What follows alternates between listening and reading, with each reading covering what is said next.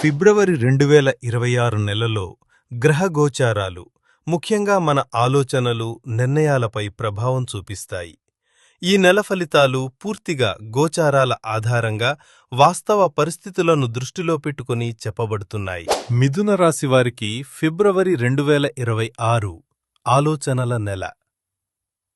ఈ నెల మీరు మాట్లాడే మాట, తీసుకునే నిర్ణయం, రాసే ఒక చిన్న మెసేజ్ కూడా కీలకం కావచ్చు. ఈ నెల మీ అధిపతి బుధుడు మిమ్మల్ని చురుకుగా ఉంచుతాడు. ఆలోచనలు వేగంగా వస్తాయి. కానీ శని ప్రభావం వల్ల మానసిక ఒత్తిడి, ఓవర్ థింకింగ్ పెరిగే అవకాశం ఉంది.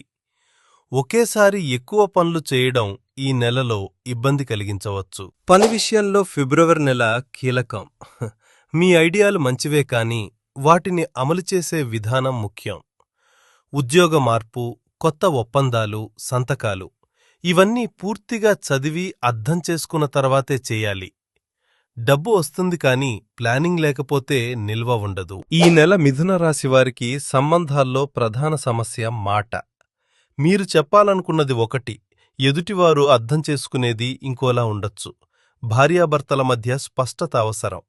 ప్రేమలో ఉన్నవారు అర్థం చేసుకునే ఓర్పు చూపాలి. ఆరోగ్యంగా పెద్ద సమస్యలు కనిపించవు, కానీ నర్వ్స్ సంబంధిత ఇబ్బందులు, నిద్రలేమి, తలల నొప్పి వంటి లక్షణాలు రావచ్చు.